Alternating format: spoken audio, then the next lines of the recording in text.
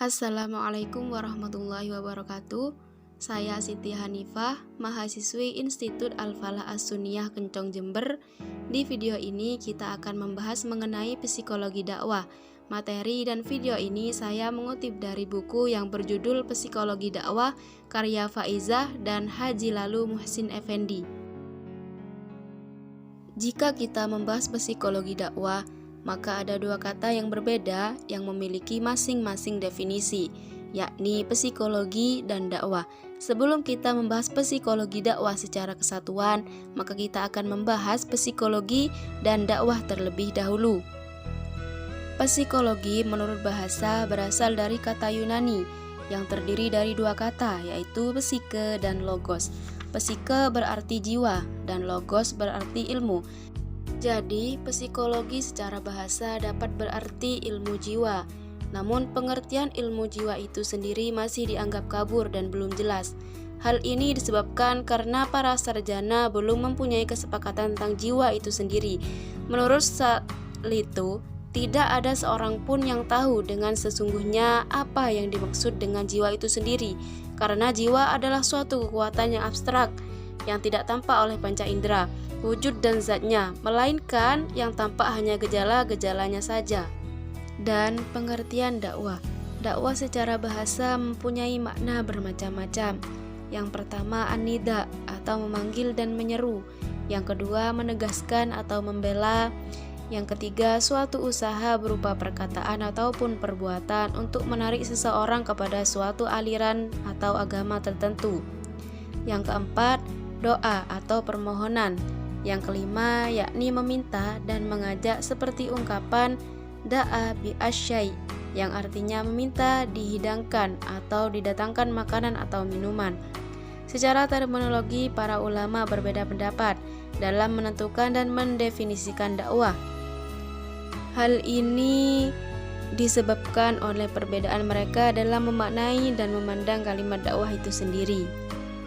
Muhammad Al-Khaidar Husain dalam kitabnya Ad-Da'wat ila Al-Islah mengatakan, dakwah adalah mengajak kepada kebaikan dan petunjuk, serta menyuruh kepada kebajikan, dan melarang kepada kemungkaran agar mendapat kebahagiaan dunia dan akhirat. Ahmad Ghalwasi dalam kitabnya Ad-Da'wat Al-Islamiyat mendefinisikan dakwah sebagai pengetahuan yang dapat memberikan segenap usaha yang bermacam-macam, yang mengacu kepada upaya menyampaikan ajaran Islam kepada seluruh manusia yang mencakup akidah, syariat, dan akhlak. Setelah kita membahas mengenai definisi psikologi dan definisi dakwah secara kesatuan, maka kita akan membahas definisi psikologi dakwah. Psikologi dakwah dapat juga diberi batasan sebagai ilmu pengetahuan yang mempelajari tentang tingkah laku manusia yang merupakan cerminan hidup kejiwaannya untuk diajak kepada pengalaman ajaran-ajaran Islam demi kesejahteraan hidup manusia di dunia dan di akhirat. Hidup kejiwaan manusia muncul dalam bentuk perilaku yang positif maupun negatif. Perilaku negatif manusia bisa jadi berupa cerminan jiwa manusia dalam bentuk perilaku yang berlebihan, seperti yang berhubungan dengan kesenangan jasmani dan rohani. Sebagai contoh, berhubungan dengan lawan jenis bagi seorang remaja pada masa pertumbuhannya adalah merupakan suatu kesenangan atau kenikmatan, atau bisa dibilang kecenderungan. Sebagian dari mereka cenderung menganggap aturan-aturan agama sebagai sebuah penghalang. Dalam hal ini, bagaimana ajaran agama mampu dikomunikasikan kepada remaja sehingga mereka tidak memandang ajaran tersebut sebagai penghalang, dan bagaimana mengomunikasikan ajaran tersebut sesuai dengan kondisi kejiwaannya. Inilah yang merupakan pokok pembahasan dalam psikologi dakwah. Tujuan psikologi dakwah adalah membantu dan memberikan pandangan kepada para dai tentang pola dan tingkah laku para mad'u dan hal-hal yang mempengaruhi tingkah laku tersebut yang berkaitan dengan aspek kejiwaan atau psikis, sehingga mempermudah para dai untuk mengajak mereka kepada apa yang dikehendaki oleh ajaran Islam. Yang selanjutnya yakni objek pembahasan psikologi dakwah. Objek material psikologi dakwah adalah manusia sebagai objek psikologi dan sebagai sasaran dakwah. Objek formal ilmu pengetahuan justru ditujukan oleh rumusan atau definisi ilmu pengetahuan tersebut. Karena itu, Haji Muhammad Arifin mengatakan bahwa psikologi dakwah adalah ilmu pengetahuan yang bertugas mempelajari dan membahas tentang gejala-gejala hidup kejiwaan manusia yang terlibat dalam proses kegiatan dakwah. Manusia sebagai objek psikologi dakwah memiliki sikap dan tingkah laku yang berbeda satu dengan yang lain. Masing-masing individu memiliki karakteristik tersendiri yang dipengaruhi oleh hereditas atau pewarisan dan lingkungannya. Karakteristik manusia yang dipengaruhi oleh hereditas dan lingkungan merupakan karakteristik manusia apa adanya. Karena itu, untuk mencapai tujuan dakwah secara maksimal ke arah ajaran agama yang sempurna, seorang dai harus memerhatikan kondisi sasaran dakwah agar pelaksanaan dakwah mampu melaksanakan pendekatan-pendekatan secara psikologis yang bersifat fleksibel terhadap sasaran dakwah atau mad'u. Pembahasan selanjutnya yakni mengenai karakteristik manusia sebagai mad'u dan manusia sebagai dai. Yang pertama adalah manusia sebagai mad'u atau objek dakwah. Pembahasannya adalah manusia sebagai individu. Dalam membentuk kepribadian seorang manusia, faktor intern atau bawaan dan faktor ekstern atau lingkungan saling memengaruhi. Pribadi terpengaruh lingkungan dan lingkungan diubah oleh pribadi. Faktor intern yang ada dalam pribadi manusia terus berkembang dan hasil perkembangannya dipergunakan untuk mengembangkan pribadi tersebut lebih lanjut. Dengan demikian, jelaslah bagaimana uniknya pribadi tersebut, sebab tentu saja tidak ada pribadi yang sama, yang benar-benar identik dengan pribadi yang lain. Selain perbedaan fisik, keunikan psikis tiap manusia membawa perbedaan-perbedaan mendasar. Secara psikologis, manusia sebagai objek dakwah dibedakan oleh berbagai aspek. Yang pertama adalah sifat-sifat kepribadian atau personality traits, yaitu adanya sifat-sifat manusia yang penakut, pemarah, suka bergaul, dan lain-lain. Intelijensi, yaitu aspek kecerdasan seseorang mencakup kewaspadaan, kemampuan belajar, kecepatan berpikir, dan lain-lain. Yang ketiga, pengetahuan atau knowledge. Yang keempat, keterampilan atau skill. Yang kelima adalah nilai-nilai atau values. Yang keenam adalah peranan. Yang kedua adalah manusia sebagai anggota masyarakat atau kelompok. Manusia secara hakiki merupakan makhluk sosial. Sejak ia lahir, ia memerlukan orang lain untuk memenuhi segala kebutuhannya. Masyarakat sebagai objek dakwah atau sasaran dakwah adalah salah satu unsur yang penting dalam sistem dakwah yang tidak kalah peranannya dibandingkan dengan unsur-unsur dakwah yang lain. Masyarakat dalam perkembangannya sangat dipengaruhi oleh berbagai hal dan diantaranya adalah yang pertama, pengaruh budaya. Kebudayaan suatu masyarakat dapat dipengaruhi oleh beberapa faktor, antara lain yang pertama faktor geografis, yang kedua faktor keturunan, dan yang ketiga faktor dari dunia luar. Yang kedua adalah organisasi sosial. Selain faktor budaya, ada juga faktor organisasi sosial. Setiap masyarakat memiliki hubungan sosial yang bervariasi, yang terkristalisasikan dalam kelompok-kelompok sosial, baik kelompok sosial besar atau kecil, permanen atau temporer, organisasi formal atau non-formal, relasi-relasi dalam organisasi sosial atau kelompok sosial ini dipengaruhi oleh kepercayaan, norma, dan sikap kelompok. Pembahasan selanjutnya yakni manusia sebagai dai dan kepribadiannya. Dakwah dalam Islam merupakan tugas yang sangat mulia, yang juga merupakan tugas para nabi dan rasul, juga merupakan tanggung jawab setiap muslim. Dakwah bukanlah pekerjaan yang mudah, semudah membalikkan telapak tangan, juga tidak dapat dilakukan oleh sembarangan orang. Seorang dai harus mempunyai persiapan yang matang baik dari segi keilmuan maupun dari segi budi pekerti. Sangat susah untuk dibayangkan bahwa suatu dakwah akan berhasil jika seorang dai tidak mempunyai ilmu pengetahuan yang memadai dan tingkah laku yang buruk, baik secara pribadi maupun sosial.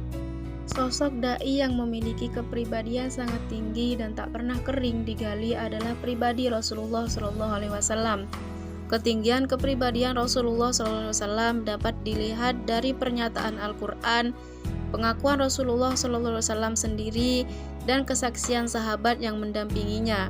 Hal ini Allah isyaratkan dalam firman-Nya surat Al-Ahzab ayat 21 yang artinya, sesungguhnya telah ada pada diri Rasulullah itu suri teladan yang baik bagi kamu, yaitu bagi orang yang mengharapkan rahmat Allah dan kedatangan hari akhir, dan dia banyak menyebut Allah.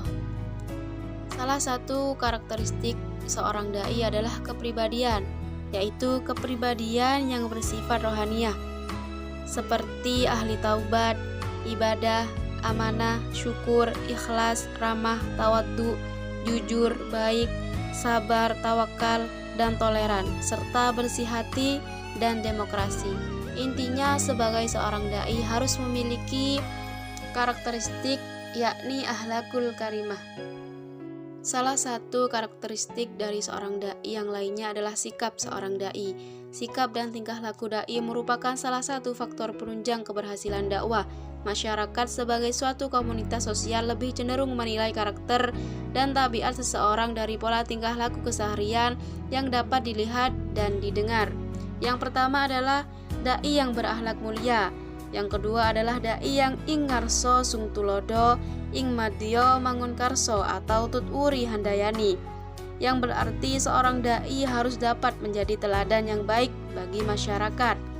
Yang ketiga adalah disiplin dan bijaksana. Yang keempat adalah warok dan beribawa. Yang kelima adalah berpandangan luas. Yang keenam adalah berpengetahuan yang cukup. Untuk menjadikan pesan dakwah sampai secara tepat kepada mad'u, seorang dai juga harus memiliki pengetahuan yang memadai tentang semua hal yang berhubungan dengan mad'u, baik bahasa, tradisi, psikologis, budaya, dan temperamen atau emosional mad'u. Seorang dai harus lebih peka kepada mad'unya. Selanjutnya kita akan membahas mengenai dakwah, prinsip-prinsip dakwah, hakikat dakwah, dan ciri-ciri dakwah yang efektif. Dakwah adalah usaha meyakinkan kebenaran kepada orang lain. Bagi orang yang didakwahi, pesan dakwah yang tidak dipahami tak lebih maknanya dari bunyi-bunyian. Jika dakwahnya berupa informasi, maka ia dapat memperoleh pengertian.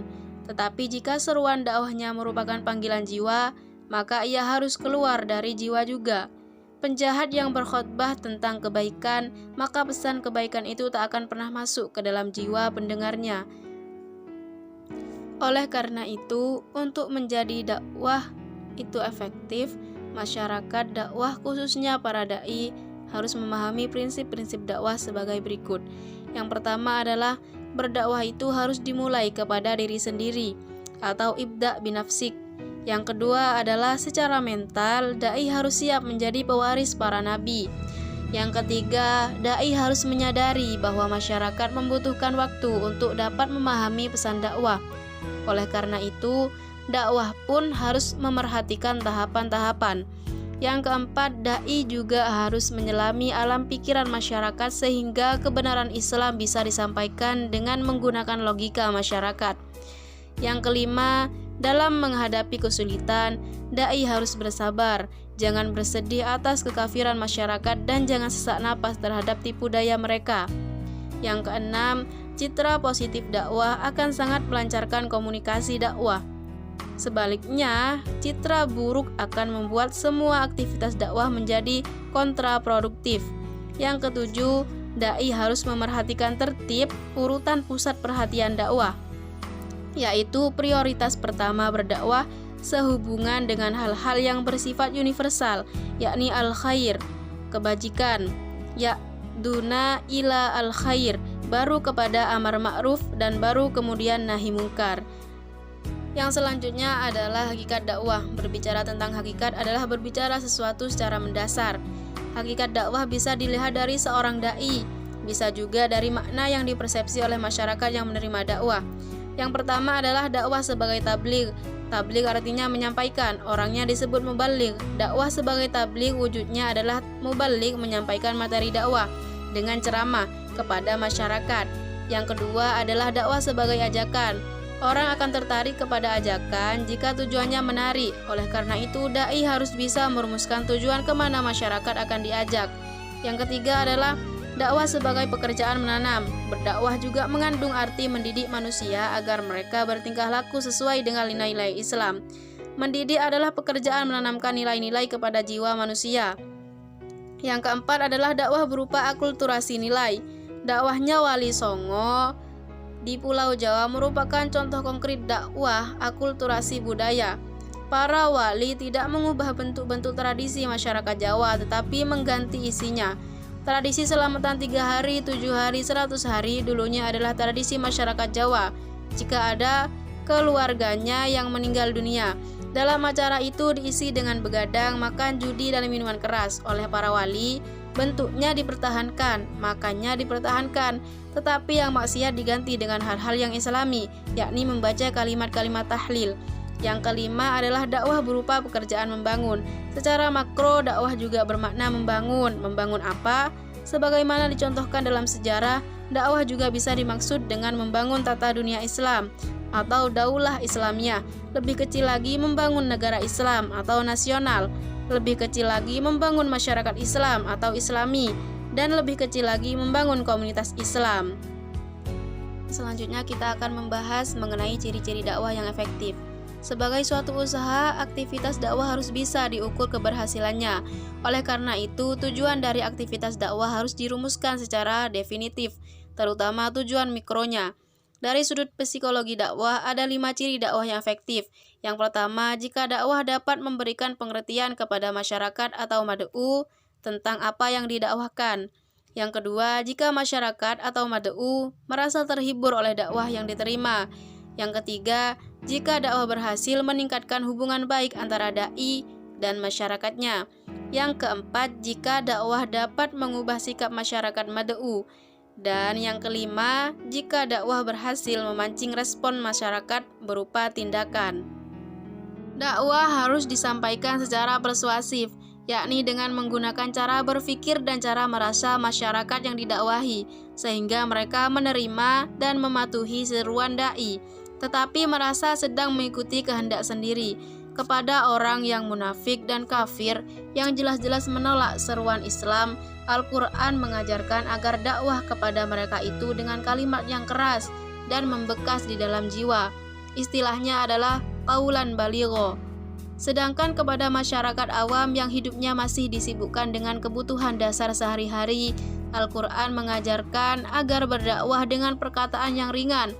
Istilahnya adalah qaulan maisuro, yakni perkataan yang mudah diterima, ringan, pantas, tidak berliku-liku, dan tidak bersayap. Tidak perlu argumen yang rumit-rumit. Bagi mereka, dakwah dengan bahasa perbuatan itu lebih jelas dibanding pidato ilmiah panjang-panjang. Lisan al-hal afsahu min lisan al-maqol. Dakwah dengan qaulan maisuro itu adalah dakwah yang lebih menunjukkan fakta dibanding kata-kata. Sedikit bicara, banyak bekerja tanpa dalil, tapi efeknya terasa. Adapun kepada penguasa tiran seperti Fir'aun, Al-Quran mengajarkan agar dalam berdakwah kepada mereka hendaknya menggunakan perkataan yang lemah lembut. Istilahnya adalah qaulan layyina, karena perkataan yang keras akan langsung berakibat putusnya komunikasi dan dai tidak lagi memiliki peluang untuk berdakwah. Boleh jadi langsung masuk penjara. Dakwah dengan qaulan layyina adalah dakwah yang dirasakan oleh mad'u sebagai sentuhan halus, tanpa mengusik atau menyentuh kepekaan perasaan sehingga tidak menimbulkan gangguan pikiran dan perasaan. Watak penguasa tiran, jika diusik pikiran dan perasaannya oleh orang lain, apalagi oleh pihak yang dianggap sebagai oposisi, maka ia segera bereaksi dengan keras sejak komunikasi pertama. Sedangkan kepada kalangan orang tua atau yang dituakan, Al-Quran mengajarkan agar dakwah kepada mereka dengan menggunakan perkataan yang mulia.